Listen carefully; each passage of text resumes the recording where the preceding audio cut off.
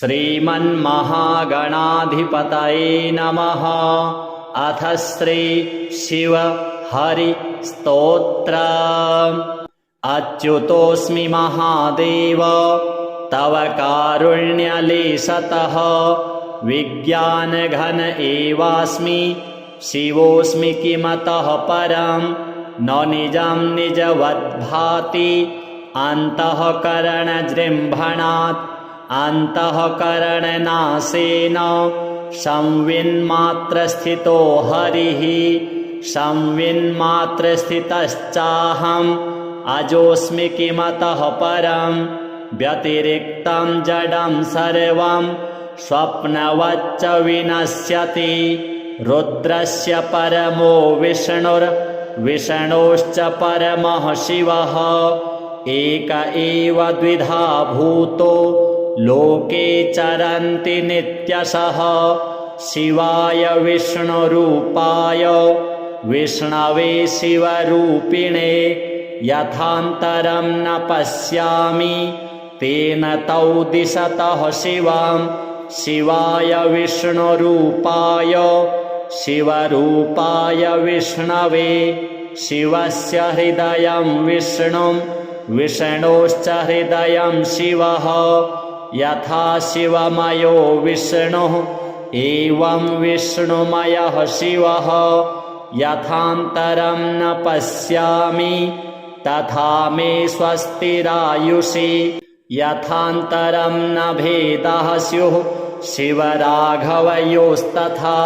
यथा शिवस्तथा विष्णुर्यथा विष्णुस्तथा शिवः। अन्तरं शिवविष्णोश्च भनागपि न विद्यते। अथ श्री तुलसी स्तोत्र। जगद्धात्री नमस्तुभ्यं विष्णोश्च प्रियवल्लभे, यतो ब्रह्मादयो देवाः सृष्टिस्थित्यन्तकारिणः। नमस्तुलसी कल्याणी नमो विष्णुप्रिये शुभे, नमो मोक्षप्रदे देवी नमः सम्पत्प्रदायिके। तुलसी पातु मां नित्यं सर्वापद्भ्योऽपि सर्वदा, कीर्तितापि स्मृता वापि पवित्रयति मानवम्। नमामि शिरसा देवीं तुलसीं विलसत्तनुं, यां दृष्ट्वा पापिनो मर्त्या मुच्यन्ते सर्वकिल्बिषात्। तुलस्या रक्षितं सर्वं जगदेतच्चराचरं, या विनिहन्ति पापानि दृष्ट्वा वा पापिभिर्नरैः।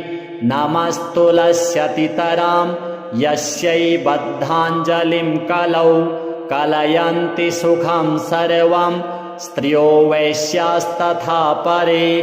तुलस्या नापरं किञ्चित् दैवतं जगतीतले, यथा पवित्रितो लोको विष्णुसङ्गेन वैष्णवः।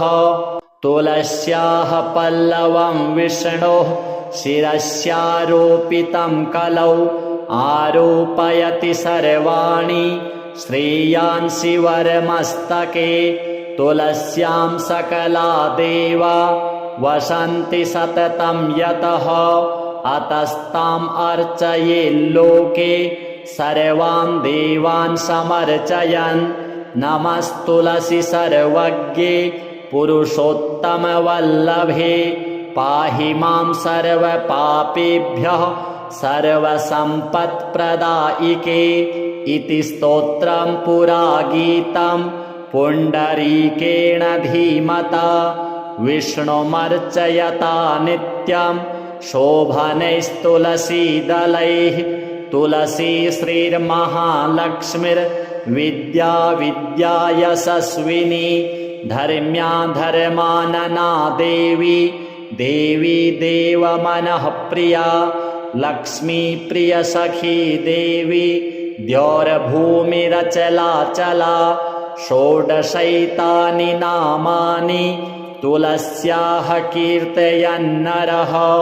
लभते सुतरां भक्ति मन्ते विष्णुपदं लभेत् तुलसी भूर्महालक्ष्मीः पद्मिनी श्रीर्हरिप्रिया तुलसी श्रीसखिशुभे पापहारिणि पुण्यदे नमस्ते नारदनुते नारायण मनः प्रिये।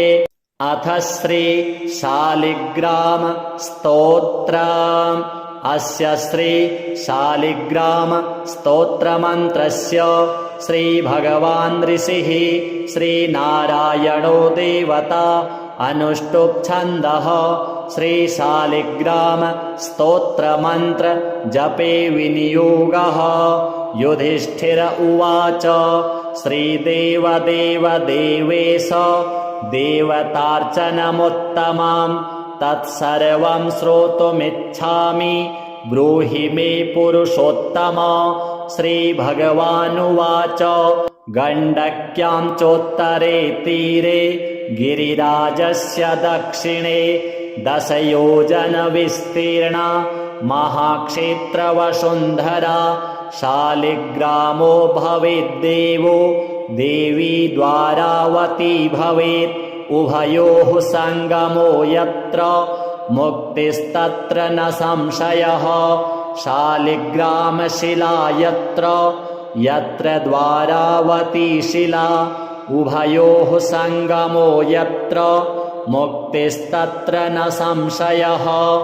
आजन्मकृतपापानां प्रायश्चित्तं य इच्छति शालिग्रामशिलावारि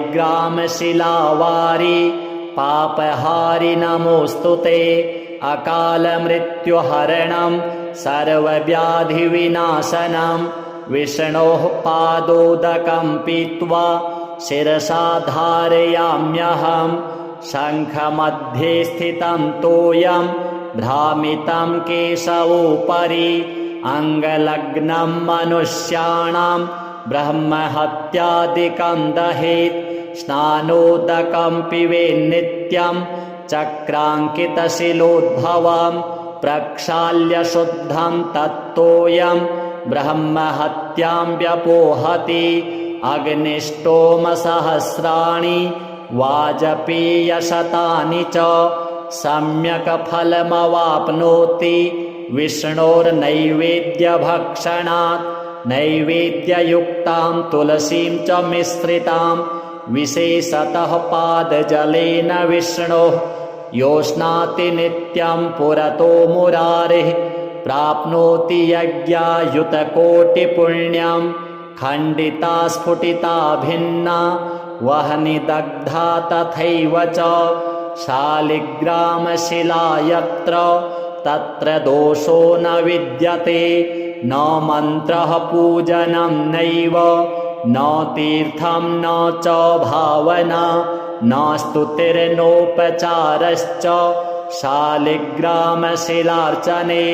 ब्रह्महत्यादिकं पापं मनोवाक्कायसम्भवं शीघ्रं नश्यति तत्सर्वं शालिग्रामशिलार्चनात्। नानावर्णमयं चैव नानाभोगेन वेष्टितं तथा वरप्रसादेन लक्ष्मीकान्तं वदाम्यहं। नारायणोद्भवो देवश्चक्रमध्ये च कर्मणा तथा वरप्रसादेन लक्ष्मीकान्तं वदाम्यहं। कृष्णे शिलातले यत्र सूक्ष्मं चक्रं च दृश्यते सौभाग्यं सन्ततिं धत्ते सर्वसौख्यं ददाति च। वासुदेवस्य चिह्नानि दृष्ट्वा पापैः प्रमुच्यते। श्रीधरः सूकरे वामे हरिद्वर्णस्तु दृश्यते। वराहरूपिणं देवं कूर्माङ्गैरपि चिह्नितं गोपदं तत्र दृश्येत। वाराहं वामनं तथा पीतवर्णं तु देवानां रक्तवर्णं भयावहं। नारसिंहो भवेद्देवो मोक्षदं च प्रकीर्तितं। शङ्खचक्रगदाकूर्मः शङ्खो यत्र प्रदृश्यते शङ्खवर्णस्य देवानां वामे देवस्य लक्षणं दामोदरं तथा स्थूलं मध्ये चक्रं प्रतिष्ठितं पूर्णद्वारेण संकीर्णा पीतरेखा च दृश्यते छत्राकारे भवेद्राज्यं वर्तुले च महाश्रियः कपटे च महादुःखं शूलाग्रे तूरणं ध्रुवं ललाटे शेषभोगस्तु शिरोपरि सुकाञ्चनं चक्रकाञ्चनवर्णानां वामदेवस्य लक्षणं वामपार्श्वे च वै चक्रे कृष्णवर्णस्तु पिङ्गलं लक्ष्मीनृसिंहदेवानां पृथग्वर्णस्तु दृश्यते लम्बोष्ठे च दरिद्रं स्यात् पिङ्गले हानिरेव च लग्नचक्रे भवेद्व्याधिर्विदारे मरणं ध्रुवं पादोदकं च निर्माल्यं मस्तके धारयेत् सदा विष्णोर्दृष्टं भक्षितव्यं तुलसीदलमिश्रितं कल्पकोटिसहस्राणि वैकुण्ठे वसते सदा शालिग्रामशिलाबिन्दुर्हत्याकोटिविनाशनः तस्मात् सम्पूजयेद्ध्यात्वा पूजितं चापि सर्वदा शालिग्रामशिलास्तोत्रं यः पठेच्च द्विजोत्तमः स गच्छेत् परमं स्थानं यत्र लोकेश्वरो हरिः सर्वपापविनिर्मुक्तो विष्णुलोकं स गच्छति दशावतारो देवानां पृथग्वर्णस्तु दृश्यते ईप्सितं लभते राज्यं विष्णुपूजामनुक्रमात् कोट्यो हि ब्रह्महत्यानाम् अगम्यागम्यकोटयः ताः सर्वा नाशमायान्ति विष्णोर्नैवेद्यभक्षणात् विष्णोः पादोदकं पीत्वा कोटिजन्माघनाशनं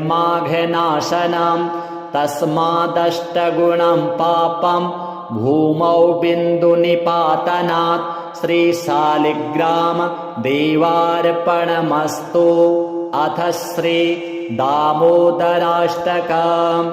दामोदराय कृष्णाय करे वंशीधराय च उदरे दामबद्धाय बालकृष्णाय ते नमः। उलूखलेन सम्बद्ध उदरेऽपि च बन्धनं मुक्तिदाता स्वयं बद्ध अन्यान् लोकान् विमुक्तये यमलार्जुनयोत्पाट्य नलकूवरमुक्तये मणिग्रीवाय मोक्षं च ददन्तं तं नमाम्यहं रिङ्गयं च समागच्छन् नङ्गणे यशोदाग्रतः पालायन् परं देवं दामोदरं नमाम्यहम्। उलूखलोपर्यारुह्य नवनीतं च भुञ्जयन् मर्कटान्नपि दत्तं तं बालकृष्णं नमाम्यहम्। दधिभाण्डं खण्डयित्वा पलायित्वा गतोऽन्यतः नवनीतं चौरकं तं दामोदरं नमाम्यहम्। दामोदरेति नामस्तु लोकान्मुक्तिप्रदायकं तेन तं संस्मरेन्नित्यं भवबन्धविमुक्तये। यशोदायष्टिकां धृत्वा भीषयन्ती भयापहं भयभीताय कृष्णाय दामोदराय ते नमः। दामोदराष्टकं नित्यं ये पठन्ति नरा भुवि ते भवबन्धनिर्मुक्ता यान्ति तं परमं पदम्। श्रीदामोदर देवार्पणमस्तु। अच्युतोऽस्मि महादेव तव कारुण्यलेशतः विज्ञानघन एवास्मि शिवोऽस्मि किमतः परं न निजं निजवद्भाति अन्तःकरणजृम्भणात् अन्तःकरणनाशेन संविन्मात्रस्थितो हरिः संविन्मात्रस्थितश्चाहम् अजोऽस्मि किमतः परं व्यतिरिक्तं जडं सर्वं स्वप्नवच्च विनश्यति रुद्रस्य परमो विष्णुर्विष्णोश्च परमः शिवः एक एव द्विधा भूतो लोके चरन्ति नित्यशः शिवाय विष्णुरूपाय विष्णवे शिवरूपिणे यथान्तरं न पश्यामि तेन तौ दिशतः शिवां शिवाय विष्णुरूपाय शिवरूपाय विष्णवे शिवस्य हृदयं विष्णुं विष्णोश्च हृदयं शिवः यथा शिवमयो विष्णुः एवं विष्णुमयः शिवः यथान्तरं न पश्यामि तथा मे स्वस्तिरायुषि यथान्तरं न भेदः स्युः शिवराघवयोस्तथा यथा शिवस्तथा विष्णुर्यथा विष्णुस्तथा शिवः अन्तरं शिवविष्णोश्च भनागपि न विद्यते अथ श्री तुलसी स्तोत्रम् जगद्धात्री नमस्तुभ्यं विष्णोश्च प्रियवल्लभे यतो ब्रह्मादयो देवाः सृष्टिस्थित्यन्तकारिणः नमस्तुलसी कल्याणी नमो विष्णुप्रिये शुभे नमो मोक्षप्रदे देवी नमः सम्पत्प्रदायिके तुलसी पातु मां नित्यं सर्वापद्भ्योऽपि सर्वदा कीर्तितापि स्मृता वापि पवित्रयति मानवं नमामि शिरसा देवीं तुलसीं विलसत्तनुं यां दृष्ट्वा पापिनो मर्त्या मुच्यन्ते सर्वकिल्बिषात् तुलस्या रक्षितं सर्वं जगदेतच्चराचरं या विनिहन्ति पापानि दृष्ट्वा वा पापिभिर्नरैः नमस्तुलस्यतितरां यस्यै बद्धाञ्जलिं कलौ कलयन्ति सुखं सर्वं स्त्रियो वैश्यास्तथा परे तुलस्या नापरं किञ्चित् दैवतं जगतीतले यथा पवित्रितो लोको विष्णुसङ्गेन वैष्णवः तुलस्याः पल्लवं विष्णोः शिरस्यारोपितं कलौ आरोपयति सर्वाणि श्रेयांसि वरमस्तके तुलस्यां सकला देवा वसन्ति सततं यतः अतस्ताम् अर्चयेल्लोके सर्वान् देवान् समर्चयन् नमस्तुलसी सर्वज्ञे पुरुषोत्तमवल्लभे पाहि मां सर्वपापेभ्यः सर्वसम्पत्प्रदायिके इति स्तोत्रं पुरा गीतं पुण्डरीकेण धीमता विष्णुमर्चयता नित्यं शोभनैस्तुलसीदलैः तुलसी श्रीर्महालक्ष्मीर्विद्या विद्या यशस्विनी धर्म्या धर्मानना देवी देवी देवमनः प्रिया लक्ष्मी प्रियसखी देवी द्यौर्भूमिरचलाचला षोडशैतानि नामानि तुलस्याः कीर्तयन्नरः लभते सुतरां भक्ति मन्ते विष्णुपदं लभेत् तुलसी भूर्महालक्ष्मीः पद्मिनी श्रीर्हरिप्रिया तुलसी श्रीसखिशुभे पापहारिणि पुण्यदे नमस्ते नारदनुते नारायण मनः प्रिये अथ श्री शालिग्राम स्तोत्रम्। अस्य श्री शालिग्राम स्तोत्रमन्त्रस्य श्रीभगवान् ऋषिः श्रीनारायणो देवता अनुष्टुप् छन्दः श्रीशालिग्राम स्तोत्रमन्त्र जपे विनियोगः। युधिष्ठिर उवाच श्रीदेवदेव देवेश देवतार्चनमुत्तमं तत्सर्वं श्रोतुमिच्छामि ब्रूहि मे पुरुषोत्तम। श्रीभगवानुवाच गण्डक्यां चोत्तरे तीरे गिरिराजस्य दक्षिणे 10 योजनविस्तीर्णा महाक्षेत्रवसुन्धरा शालिग्रामो भवेद्देवो देवी द्वारावती भवेत्। उभयोः सङ्गमो यत्र मुक्तिस्तत्र न संशयः। शालिग्रामशिला यत्र द्वारावती शिला उभयोः सङ्गमो यत्र मुक्तिस्तत्र न संशयः। आजन्मकृतपापानां प्रायश्चित्तं य इच्छति शालिग्रामशिलावारि पापहारि नमोऽस्तु ते। अकालमृत्युहरणं सर्वव्याधिविनाशनं विष्णोः पादोदकं पीत्वा शिरसा धारयाम्यहं। शङ्खमध्ये स्थितं तोयं भ्रामितं केशवोपरि अङ्गलग्नं मनुष्याणां ब्रह्महत्यादिकं दहेत्। स्नानोदकं पिबेन्नित्यं चक्राङ्कितशिलोद्भवं प्रक्षाल्य शुद्धं तत्तोयं ब्रह्महत्यां व्यपोहति।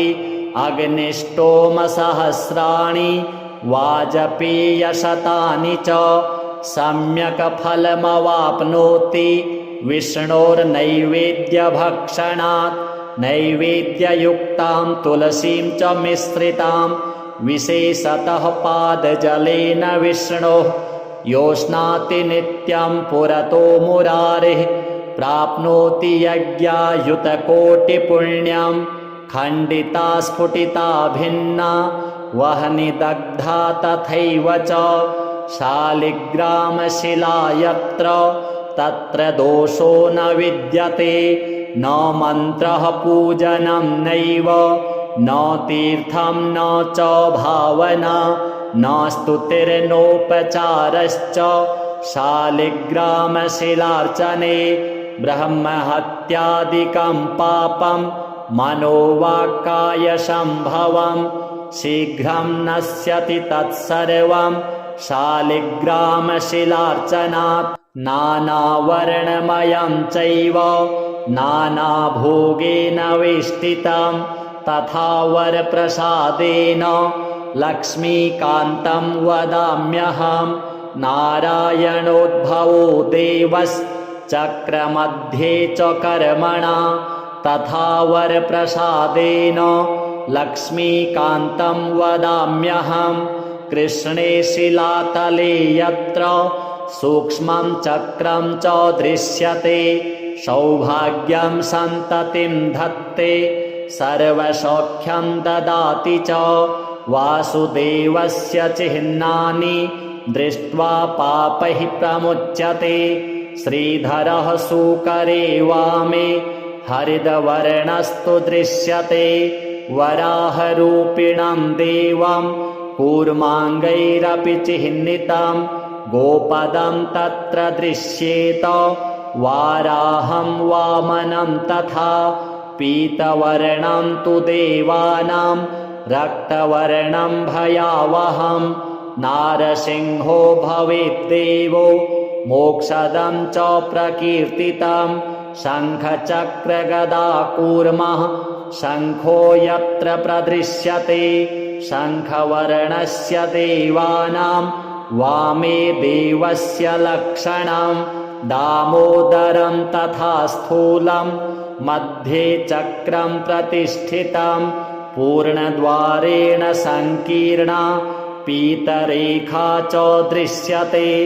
छत्राकारे भवेद्राज्यं वर्तुले च महाश्रियः कपटे च महादुःखं शूलाग्रे तूरणं ध्रुवं ललाटे शेषभोगस्तु शिरोपरि सुकाञ्चनं चक्रकाञ्चनवर्णानां वामदेवस्य लक्षणं वामपार्श्वे च वै चक्रे कृष्णवर्णस्तु पिङ्गलं लक्ष्मीनृसिंहदेवानां पृथग्वर्णस्तु दृश्यते लम्बोष्ठे च दरिद्रं स्यात् पिङ्गले हानिरेव च लग्नचक्रे भवेद्व्याधिर्विदारे मरणं ध्रुवं पादोदकं च निर्माल्यं मस्तके धारयेत् सदा विष्णोर्दृष्टं भक्षितव्यं तुलसीदलमिश्रितं कल्पकोटिसहस्राणि वैकुण्ठे वसते सदा शालिग्रामशिलाबिन्दुर्हत्याकोटिविनाशनः तस्मात् सम्पूजयेद्ध्यात्वा पूजितं चापि सर्वदा शालिग्रामशिलास्तोत्रं यः पठेच्च द्विजोत्तमः स गच्छेत् परमं स्थानं यत्र लोकेश्वरो हरिः सर्वपापविनिर्मुक्तो विष्णुलोकं स गच्छति दशावतारो देवानां पृथग्वर्णस्तु दृश्यते ईप्सितं लभते राज्यं विष्णुपूजामनुक्रमात् कोट्यो हि ब्रह्महत्यानाम् अगम्यागम्यकोटयः ताः सर्वा नाशमायान्ति विष्णोर्नैवेद्यभक्षणात् विष्णोः पादोदकं पीत्वा कोटिजन्माघनाशनं तस्मादष्टगुणं पापं भूमौ बिन्दुनिपातनात् श्रीशालिग्राम देवार्पणमस्तु। अथ श्री दामोदराष्टकम्। दामोदराय कृष्णाय करे वंशीधराय च उदरे दामबद्धाय बालकृष्णाय ते नमः।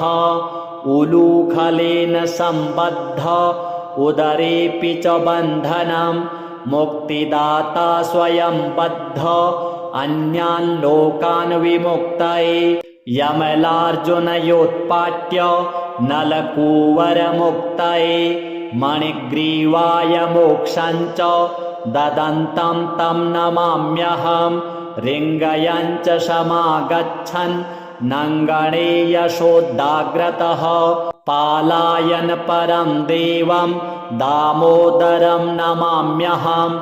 उलूखलोपर्यारुह्य नवनीतं च भुञ्जयन् मर्कटान्नपि दत्तं तं बालकृष्णं नमाम्यहम्।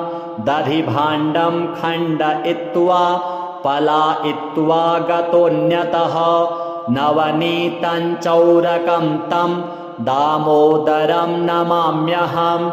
दामोदरेति नामस्तु लोकान्मुक्तिप्रदायकं तेन तं संस्मरेन्नित्यं भवबन्धविमुक्तये यशोदायष्टिकां धृत्वा भीषयन्ती भयापहं भयभीताय कृष्णाय दामोदराय ते नमः। दामोदराष्टकं नित्यं ये पठन्ति नरा भुवि ते भवबन्धनिर्मुक्ता यान्ति तं परमं पदम्। श्रीदामोदर देवार्पणमस्तु।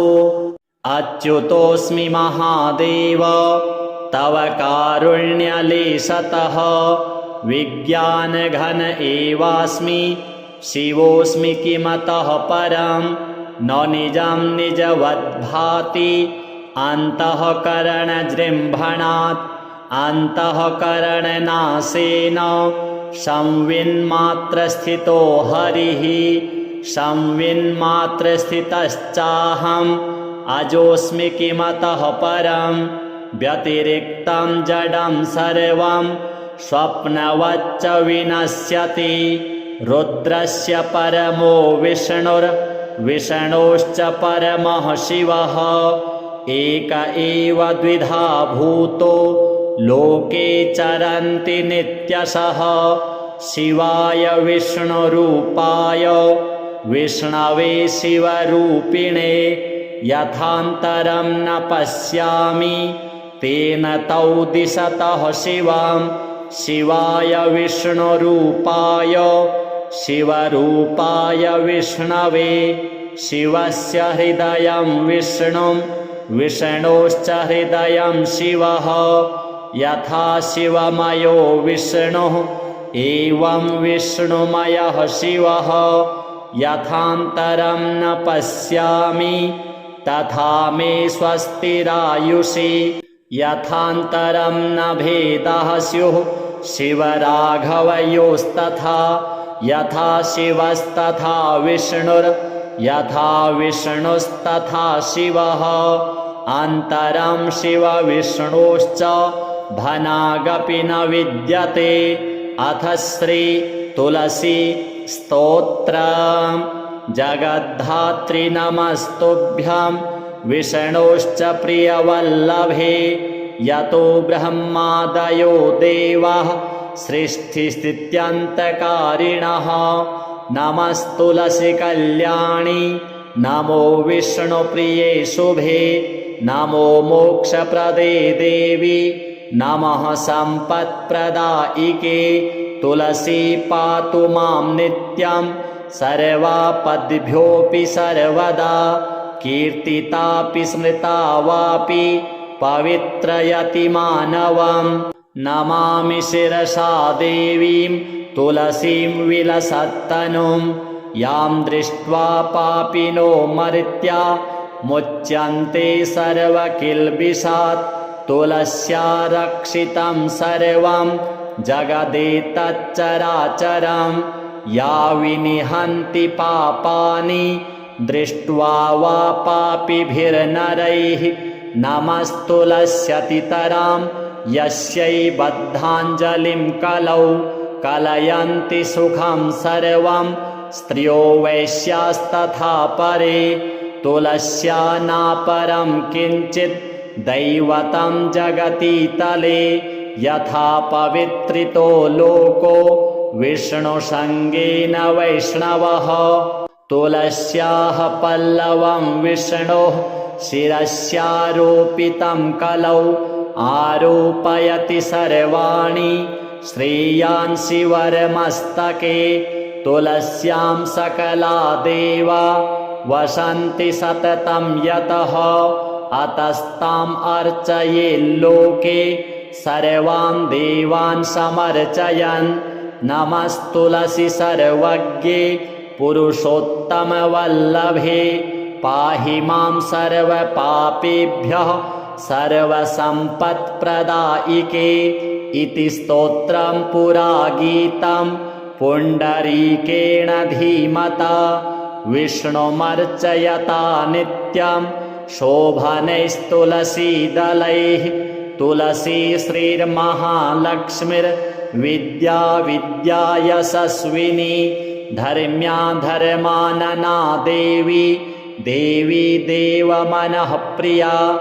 लक्ष्मी प्रियसखी देवी द्यौर्भूमिरचलाचला। षोडशैतानि नामानि तुलस्याः कीर्तयन्नरः। लभते सुतरां भक्ति मन्ते विष्णुपदं लभेत्। तुलसी भूर्महालक्ष्मीः पद्मिनी श्रीर्हरिप्रिया। तुलसी श्रीसखिशुभे पापहारिणि पुण्यदे। नमस्ते नारदनुते नारायणमनः प्रिये।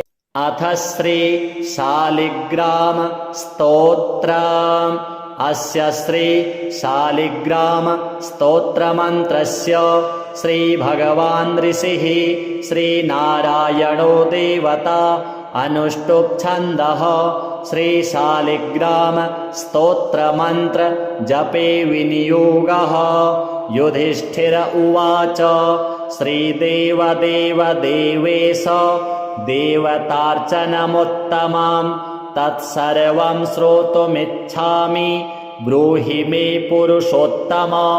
श्रीभगवानुवाच गण्डक्यां चोत्तरे तीरे गिरिराजस्य दक्षिणे 10 योजनविस्तीर्णा महाक्षेत्रवसुन्धरा शालिग्रामो भवेद्देवो देवी द्वारावती भवेत् उभयोः सङ्गमो यत्र मुक्तिस्तत्र न संशयः शालिग्रामशिला यत्र द्वारावती शिला उभयोः सङ्गमो यत्र मुक्तिस्तत्र न संशयः आजन्मकृतपापानां प्रायश्चित्तं य इच्छति शालिग्रामशिलावारि पापहारि नमोऽस्तु ते अकालमृत्युहरणं सर्वव्याधिविनाशनं विष्णोः पादोदकं पीत्वा शिरसा धारयाम्यहं शङ्खमध्ये स्थितं तोयं भ्रामितं केशवोपरि अङ्गलग्नं मनुष्याणां ब्रह्महत्यादिकं दहेत् स्नानोदकं पिबेन्नित्यं चक्राङ्कितशिलोद्भवं प्रक्षाल्य शुद्धं तत्तोयं ब्रह्महत्यां व्यपोहति अग्निष्टोमसहस्राणि वाजपेयशतानि च सम्यक् फलमवाप्नोति विष्णोर्नैवेद्यभक्षणात् नैवेद्ययुक्तां तुलसीं च मिश्रितां विशेषतः पादजलेन विष्णोः योष्णाति नित्यं पुरतो मुरारिः प्राप्नोति यज्ञायुतकोटिपुण्यं खण्डिता स्फुटिता भिन्ना वह्निदग्धा तथैव च शालिग्रामशिला यत्र तत्र दोषो न विद्यते न मन्त्रः पूजनं नैव न तीर्थं न च भावना न स्तुतिर्नोपचारश्च शालिग्रामशिलार्चने ब्रह्महत्यादिकं पापं मनोवाक्कायसम्भवं शीघ्रं नश्यति तत्सर्वं शालिग्रामशिलार्चनात् नानावर्णमयं चैव नानाभोगेन वेष्टितं तथा वरप्रसादेन लक्ष्मीकान्तं वदाम्यहं नारायणोद्भवो देवश्चक्रमध्ये च कर्मणा तथा वरप्रसादेन लक्ष्मीकान्तं वदाम्यहं कृष्णे शिलातले यत्र सूक्ष्मं चक्रं च दृश्यते सौभाग्यं सन्ततिं धत्ते सर्वसौख्यं ददाति च वासुदेवस्य चिह्नानि दृष्ट्वा पापैः प्रमुच्यते श्रीधरः सूकरे वामे हरिद्वर्णस्तु दृश्यते वराहरूपिणं देवं कूर्माङ्गैरपि चिह्नितं गोपदं तत्र दृश्येत वाराहं वामनं तथा पीतवर्णं तु देवानां रक्तवर्णं भयावहं नारसिंहो भवेद्देवो मोक्षदं च प्रकीर्तितं शङ्खचक्रगदाकूर्मः शङ्खो यत्र प्रदृश्यते शङ्खवर्णस्य देवानां वामे देवस्य लक्षणं दामोदरं तथा स्थूलं मध्ये चक्रं प्रतिष्ठितं पूर्णद्वारेण सङ्कीर्णा पीतरेखा च दृश्यते छत्राकारे भवेद्राज्यं वर्तुले च महाश्रियः कपटे च महादुःखं शूलाग्रे तूरणं ध्रुवं ललाटे शेषभोगस्तु शिरोपरि सुकाञ्चनं चक्रकाञ्चनवर्णानां वामदेवस्य लक्षणं वामपार्श्वे च वै चक्रे कृष्णवर्णस्तु पिङ्गलं लक्ष्मीनृसिंहदेवानां पृथग्वर्णस्तु दृश्यते लम्बोष्ठे च दरिद्रं स्यात् पिङ्गले हानिरेव च लग्नचक्रे भवेद्व्याधिर्विदारे मरणं ध्रुवं पादोदकं च निर्माल्यं मस्तके धारयेत् सदा विष्णोर्दृष्टं भक्षितव्यं तुलसीदलमिश्रितं कल्पकोटिसहस्राणि वैकुण्ठे वसते सदा शालिग्रामशिलाबिन्दुर्हत्याकोटिविनाशनः तस्मात् सम्पूजयेद्ध्यात्वा पूजितं चापि सर्वदा शालिग्रामशिलास्तोत्रं यः पठेच्च द्विजोत्तमः स गच्छेत् परमं स्थानं यत्र लोकेश्वरो हरिः सर्वपापविनिर्मुक्तो विष्णुलोकं स गच्छति दशावतारो देवानां पृथग्वर्णस्तु दृश्यते ईप्सितं लभते राज्यं विष्णुपूजामनुक्रमात् कोट्यो हि ब्रह्महत्यानाम् अगम्यागम्यकोटयः ताः सर्वा नाशमायान्ति विष्णोर्नैवेद्यभक्षणात् विष्णोः पादोदकं पीत्वा कोटिजन्माघनाशनं तस्मादष्टगुणं पापं भूमौ बिन्दुनिपातनात् श्रीशालिग्राम देवार्पणमस्तु। अथ श्री दामोदराष्टकम्। दामोदराय कृष्णाय करे वंशीधराय च उदरे दामबद्धाय बालकृष्णाय ते नमः। उलूखलेन सम्बद्ध उदरेऽपि च बन्धनं मुक्तिदाता स्वयं बद्ध अन्यान् लोकान् विमुक्तये यमलार्जुनयोत्पाट्य नलकूवरमुक्तये मणिग्रीवाय मोक्षं च ददन्तं तं नमाम्यहं रिङ्गयं च समागच्छन् नङ्गणे यशोदाग्रतः पालायन परं देवं दामोदरं नमाम्यहम्। उलूखलोपर्यारुह्य नवनीतं च भुञ्जयन् मर्कटान्नपि दत्तं तं बालकृष्णं नमाम्यहम्।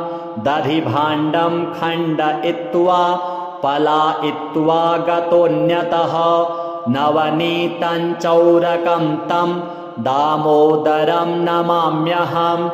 दामोदरेति नामस्तु लोकान्मुक्तिप्रदायकं तेन तं संस्मरेन्नित्यं भवबन्धविमुक्तये यशोदायष्टिकां धृत्वा भीषयन्ती भयापहं भयभीताय कृष्णाय दामोदराय ते नमः। दामोदराष्टकं नित्यं ये पठन्ति नरा भुवि ते भवबन्धनिर्मुक्ता यान्ति तं परमं पदम्। श्रीदामोदर देवार्पणमस्तु। अच्युतोऽस्मि महादेव तव कारुण्यलेशतः विज्ञानघन एवास्मि शिवोऽस्मि किमतः परं न निजं निजवद्भाति अन्तःकरणजृम्भणात् अन्तःकरणनाशेन संविन्मात्रस्थितो हरिः संविन्मात्रस्थितश्चाहम् अजोऽस्मि किमतः परं व्यतिरिक्तं जडं सर्वं स्वप्नवच्च विनश्यति रुद्रस्य परमो विष्णुर्विष्णोश्च परमः शिवः एक एव द्विधा भूतो लोके चरन्ति नित्यशः शिवाय विष्णुरूपाय विष्णवे शिवरूपिणे यथान्तरं न पश्यामि तेन तौ दिशतः शिवां शिवाय विष्णुरूपाय शिवरूपाय विष्णवे शिवस्य हृदयं विष्णुं विष्णोश्च हृदयं शिवः यथा शिवमयो विष्णुः एवं विष्णुमयः शिवः यथान्तरं न पश्यामि तथा मे स्वस्तिरायुषि यथान्तरं न भेदः स्युः शिवराघवयोस्तथा यथा शिवस्तथा विष्णुर् यथा विष्णुस्तथा शिवः अन्तरं शिवविष्णोश्च भनागपि न विद्यते। अथ श्री तुलसी स्तोत्रम्।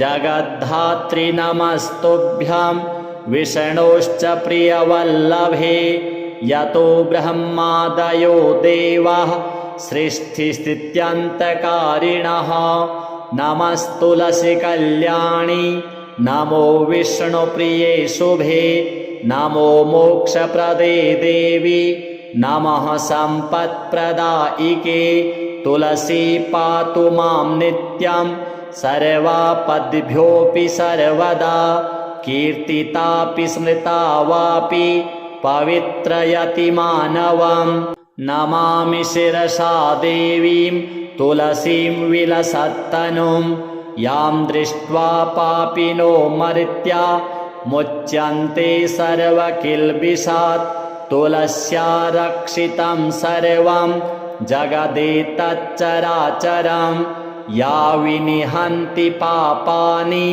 दृष्ट्वा वा पापिभिर्नरैः नमस्तुलस्यतितरां यस्यै बद्धाञ्जलिं कलौ कलयन्ति सुखं सर्वं स्त्रियो वैश्यास्तथा परे तुलस्या नापरं किञ्चित् दैवतं जगतीतले यथा पवित्रितो लोको विष्णुसङ्गेन वैष्णवः तुलस्याः पल्लवं विष्णोः शिरस्यारोपितं कलौ आरोपयति सर्वाणि श्रेयांसि वरमस्तके तुलस्यां सकला देवा वसन्ति सततं यतः अतस्ताम् अर्चयेल्लोके सर्वान् देवान् समर्चयन् नमस्तुलसी सर्वज्ञे पुरुषोत्तमवल्लभे पाहि मां सर्वपापेभ्यः सर्वसम्पत्प्रदायिके इति स्तोत्रं पुरा गीतं पुण्डरीकेण धीमता विष्णुमर्चयता नित्यं शोभनैस्तुलसीदलैः तुलसी श्रीर्महालक्ष्मीर्विद्या विद्या यशस्विनी धर्म्या धर्मानना देवी देवी देवमनः प्रिया लक्ष्मी प्रियसखी देवी द्यौर्भूमिरचलाचला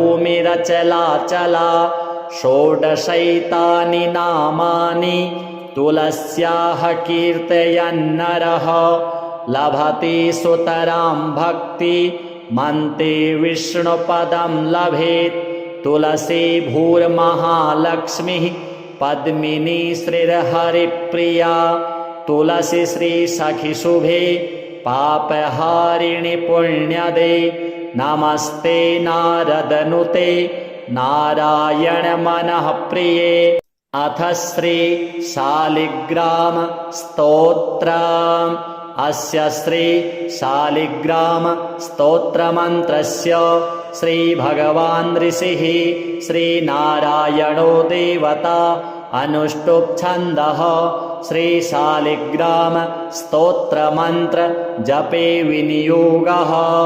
युधिष्ठिर उवाच श्रीदेवदेव देवेश देवतार्चनमुत्तमं तत्सर्वं श्रोतुमिच्छामि ब्रूहि मे पुरुषोत्तम।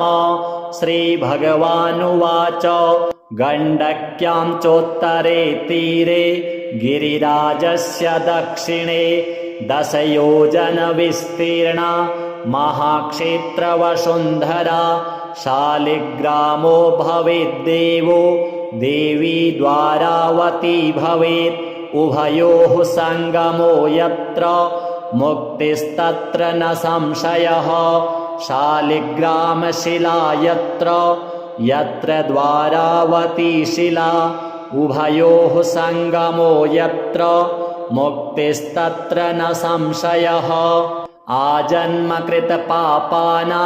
प्रायश्चित्तं य इच्छति शालिग्रामशिलावारि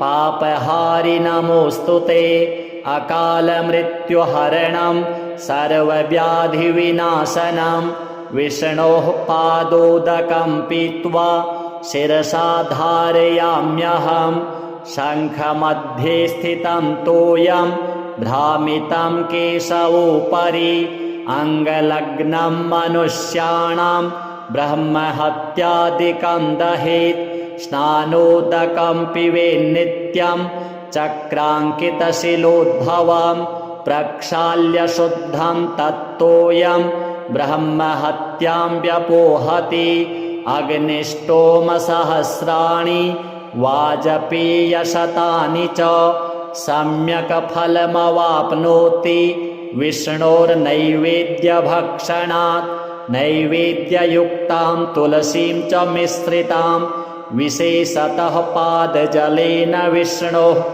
योष्णाति नित्यं पुरतो मुरारिः प्राप्नोति यज्ञायुतकोटिपुण्यं खण्डिता स्फुटिता भिन्ना वह्निदग्धा तथैव च शालिग्रामशिला यत्र तत्र दोषो न विद्यते न मन्त्रः पूजनं नैव न तीर्थं न च भावना न स्तुतिर्नोपचारश्च शालिग्रामशिलार्चने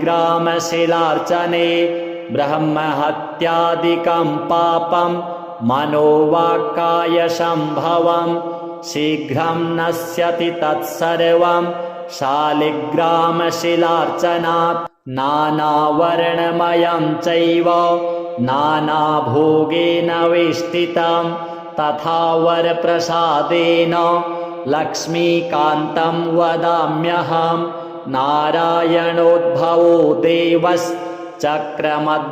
च कर्मणा तथा वरप्रसादेन लक्ष्मीकान्तं वदाम्यहं कृष्णे शिलातले यत्र सूक्ष्मं चक्रं च दृश्यते सौभाग्यं सन्ततिं धत्ते सर्वसौख्यं ददाति च वासुदेवस्य चिह्नानि दृष्ट्वा पापैः प्रमुच्यते श्रीधरः सुकरे वामे हरितवर्णस्तु दृश्यते वराहरूपिणं देवं कूर्माङ्गैरपि चिह्नितं गोपदं तत्र दृश्येत वाराहं वामनं तथा पीतवर्णं तु देवानां रक्तवर्णं भयावहं नारसिंहो भवेद्देवो मोक्षदं च प्रकीर्तितं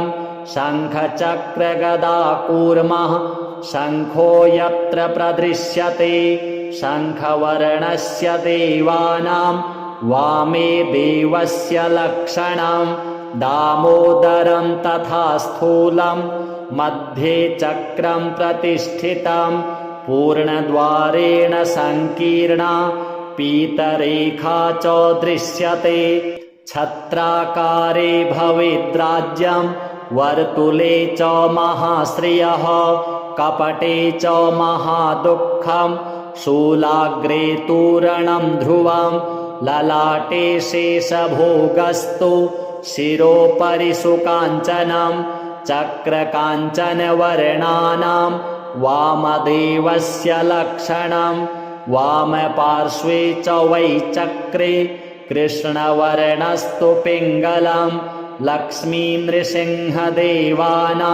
पृथग्वर्णस्तु दृश्यते लम्बोष्ठे च दरिद्रं स्यात् पिङ्गले हानिरेव च लग्नचक्रे भवेद्व्याधिर्विदारे मरणं ध्रुवम् पादोदकं च निर्माल्यं मस्तके धारयेत् सदा विष्णोर्दृष्टं भक्षितव्यं तुलसीदलमिश्रितं कल्पकोटिसहस्राणि वैकुण्ठे वसते सदा शालिग्रामशिलाबिन्दुर्हत्याकोटिविनाशनः तस्मात् सम्पूजयेद्ध्यात्वा पूजितं चापि सर्वदा शालिग्रामशिलास्तोत्रं यः पठेच्च द्विजोत्तमः स गच्छेत् परमं स्थानं यत्र लोकेश्वरो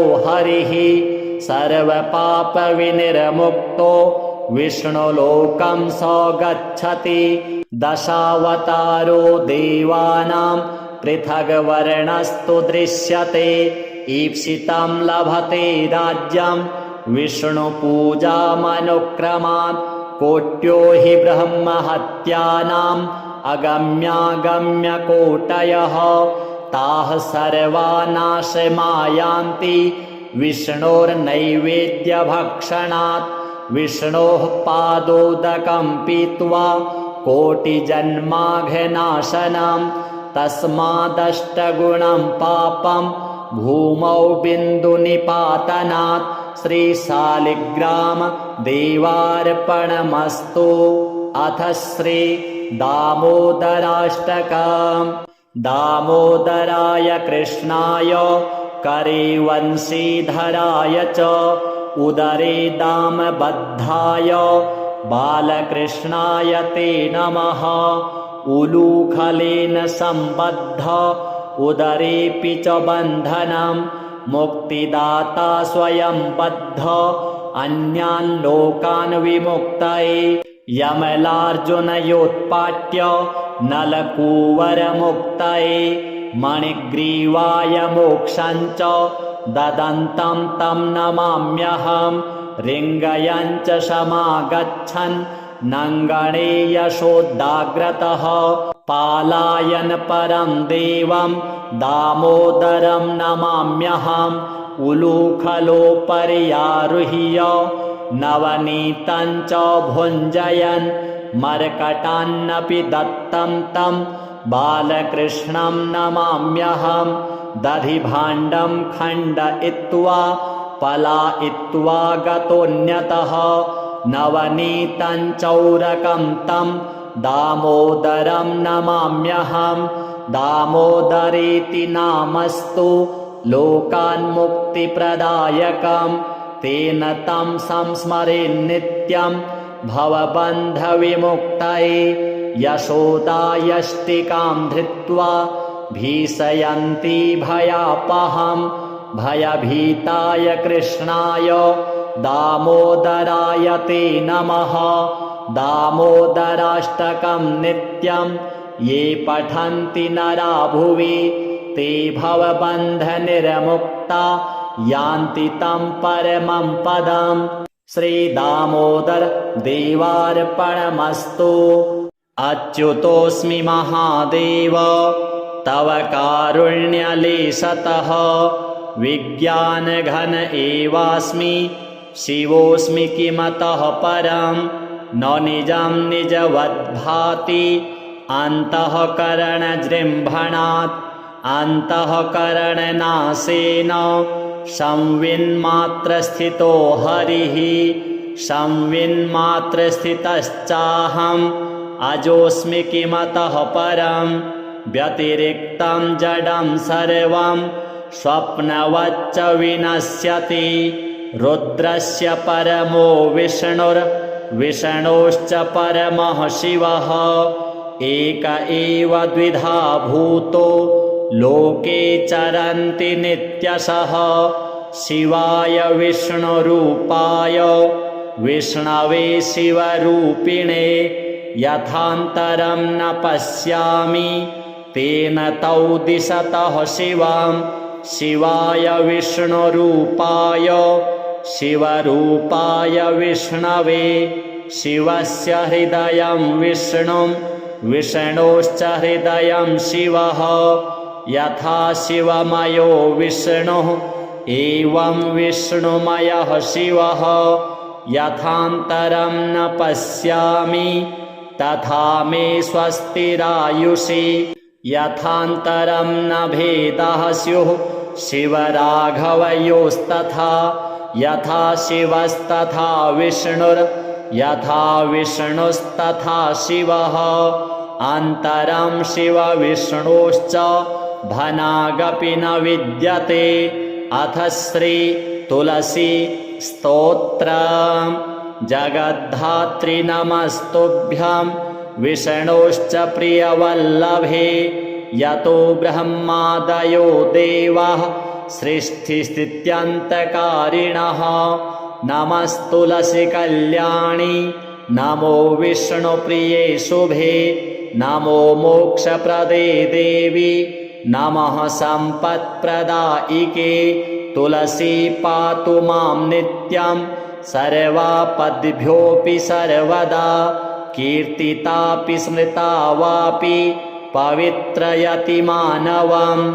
नमामि शिरसा देवीं तुलसीं विलसत्तनुं यां दृष्ट्वा पापिनो मर्त्या मुच्यन्ते सर्वकिल्बिषात् तुलस्या रक्षितं सर्वं जगदेतच्चराचरं या विनिहन्ति पापानि दृष्ट्वा वा पापिभिर्नरैः नमस्तुलस्यतितरां यस्यै बद्धाञ्जलिं कलौ कलयन्ति सुखं सर्वं स्त्रियो वैश्यास्तथा परे तुलस्या नापरं किञ्चित् दैवतं जगति तले यथा पवित्रितो लोको विष्णुसङ्गेन वैष्णवः तुलस्याः पल्लवं विष्णोः शिरस्यारोपितं कलौ आरोपयति सर्वाणि श्रेयांसि वरमस्तके तुलस्यां सकला देवा वसन्ति सततं यतः अतस्ताम् अर्चयेल्लोके सर्वान् देवान् समर्चयन् नमस्तुलसी सर्वज्ञे पुरुषोत्तमवल्लभे पाहि मां सर्वपापेभ्यः सर्वसम्पत्प्रदायिके इति स्तोत्रं पुरा गीतं पुण्डरीकेण धीमता विष्णुमर्चयता नित्यं शोभनैस्तुलसीदलैः तुलसी श्रीर्महालक्ष्मीर्विद्या विद्या यशस्विनी धर्म्या धर्मानना देवी देवी देवमनः प्रिया लक्ष्मी प्रिय सखी देवी द्यौर्भूमिरचलाचला षोडशैतानि नामानि तुलस्याः कीर्तयन्नरः लभते सुतरां भक्ति मन्ते विष्णुपदं लभेत् तुलसी भूर्महालक्ष्मीः पद्मिनी श्रीर्हरिप्रिया तुलसी श्रीसखिशुभे पापहारिणि पुण्यदे नमस्ते नारदनुते नारायण मनः प्रिये। अथ श्री शालिग्राम स्तोत्रम्। अस्य श्री शालिग्राम स्तोत्रमन्त्रस्य श्री भगवान् ऋषिः श्रीनारायणो देवता अनुष्टुप् छन्दः श्री शालिग्राम स्तोत्रमन्त्र जपे विनियोगः। युधिष्ठिर उवाच श्रीदेवदेव देवेश देवतार्चनमुत्तमं तत्सर्वं श्रोतुमिच्छामि ब्रूहि मे पुरुषोत्तम। श्रीभगवानुवाच गण्डक्यां चोत्तरे तीरे गिरिराजस्य दक्षिणे 10 योजनविस्तीर्णा महाक्षेत्रवसुन्धरा शालिग्रामो भवेद्देवो देवी द्वारावती भवेत् उभयोः सङ्गमो यत्र मुक्तिस्तत्र न संशयः। शालिग्रामशिला यत्र यत्र द्वारावती शिला उभयोः सङ्गमो यत्र मुक्तिस्तत्र न संशयः। आजन्मकृतपापानां प्रायश्चित्तं य इच्छति शालिग्रामशिलावारि पापहारि नमोऽस्तु ते। अकालमृत्युहरणं सर्वव्याधिविनाशनं विष्णोः पादोदकं पीत्वा शिरसा धारयाम्यहं। शङ्खमध्ये स्थितं तोयं भ्रामितं केशवोपरि अङ्गलग्नं मनुष्याणां ब्रह्महत्यादिकं दहेत्। स्नानोदकं पिबेन्नित्यं चक्राङ्कितशिलोद्भवं प्रक्षाल्य शुद्धं तत्तोयं ब्रह्महत्यां व्यपोहति। अग्निष्टोमसहस्राणि वाजपेयशतानि च सम्यक् फलमवाप्नोति विष्णोर्नैवेद्यभक्षणात्। नैवेद्ययुक्तां तुलसीं च मिश्रितां विशेषतः पादजलेन विष्णोः योष्णाति नित्यं पुरतो मुरारिः प्राप्नोति यज्ञायुतकोटिपुण्यं। खण्डिता स्फुटिता भिन्ना वह्निदग्धा तथैव च शालिग्रामशिला यत्र तत्र दोषो न विद्यते। न मन्त्रः पूजनं नैव न तीर्थं न च भावना न स्तुतिर्नोपचारश्च शालिग्रामशिलार्चने। ब्रह्महत्यादिकं पापं मनोवाक्कायसम्भवं शीघ्रं नश्यति तत्सर्वं शालिग्रामशिलार्चनात्। नानावर्णमयं चैव नानाभोगेन वेष्टितं तथा वरप्रसादेन लक्ष्मीकान्तं वदाम्यहं। नारायणोद्भवो देवश्चक्रमध्ये च कर्मणा तथा वरप्रसादेन लक्ष्मीकान्तं वदाम्यहं। कृष्णे शिलातले यत्र सूक्ष्मं चक्रं च दृश्यते सौभाग्यं सन्ततिं धत्ते सर्वसौख्यं ददाति च। वासुदेवस्य चिह्नानि दृष्ट्वा पापैः प्रमुच्यते। श्रीधरः सूकरे वामे हरिद्वर्णस्तु दृश्यते। वराहरूपिणं देवं कूर्माङ्गैरपि चिह्नितं गोपदं तत्र दृश्येत। वाराहं वामनं तथा पीतवर्णं तु देवानां रक्तवर्णं भयावहं। नारसिंहो भवेद्देवो मोक्षदं च प्रकीर्तितं।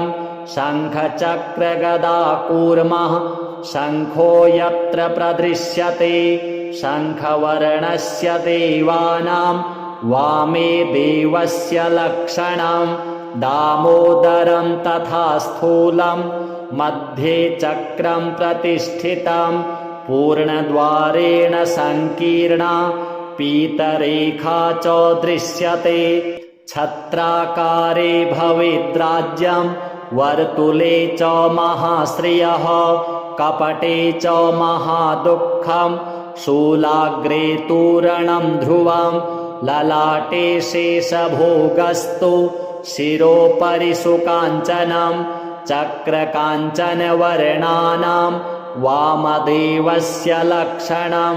वामपार्श्वे च वै चक्रे कृष्णवर्णस्तु पिङ्गलं। लक्ष्मीनृसिंहदेवानां पृथग्वर्णस्तु दृश्यते। लम्बोष्ठे च दरिद्रं स्यात् पिङ्गले हानिरेव च।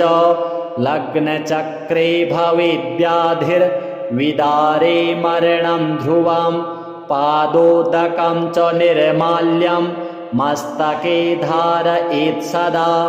विष्णोर्दृष्टं भक्षितव्यं तुलसीदलमिश्रितं कल्पकोटिसहस्राणि वैकुण्ठे वसते सदा शालिग्रामशिलाबिन्दुर्हत्याकोटिविनाशनः तस्मात् सम्पूजयेत् ध्यात्वा पूजितं चापि सर्वदा शालिग्रामशिलास्तोत्रं यः पठेच्च द्विजोत्तमः स गच्छेत् परमं स्थानं यत्र लोकेश्वरो हरिः सर्वपापविनिर्मुक्तो विष्णुलोकं स गच्छति दशावतारो देवानां पृथग्वर्णस्तु दृश्यते ईप्सितं लभते राज्यं विष्णुपूजामनुक्रमात् कोट्यो हि ब्रह्महत्यानाम् अगम्यागम्यकोटयः ताः सर्वा नाशमायान्ति विष्णोर्नैवेद्यभक्षणात् विष्णोः पादोदकं पीत्वा कोटिजन्माघनाशनं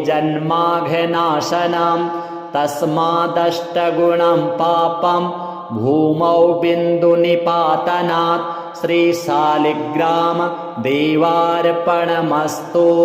अथ श्री दामोदराष्टकम्। दामोदराय कृष्णाय करे वंशीधराय च उदरे दामबद्धाय बालकृष्णाय ते नमः। उलूखलेन सम्बद्ध उदरेऽपि च बन्धनं मुक्तिदाता स्वयं बद्ध अन्यान् लोकान् विमुक्तये यमलार्जुनयोत्पाट्य नलकूवरमुक्तये मणिग्रीवाय मोक्षं च ददन्तं तं नमाम्यहं रिङ्गयं च समागच्छन् नङ्गणे यशोदाग्रतः पालायन् परं देवं दामोदरं नमाम्यहम् उलूखलोपर्यारुह्य नवनीतं च भुञ्जयन् मर्कटान्नपि दत्तं तं बालकृष्णं नमाम्यहम् दधिभाण्डं खण्डयित्वा पलायित्वा गतोऽन्यतः नवनीतं चौरकं तं दामोदरं नमाम्यहम् दामोदरेति नामस्तु लोकान्मुक्तिप्रदायकं तेन तं संस्मरेन्नित्यं भवबन्धविमुक्तये यशोदायष्टिकां धृत्वा भीषयन्ती भयापहं भयभीताय कृष्णाय दामोदराय ते नमः। दामोदराष्टकं नित्यं ये पठन्ति नरा भुवि ते भवबन्धनिर्मुक्ता यान्ति तं परमं पदम्। श्रीदामोदर देवार्पणमस्तु।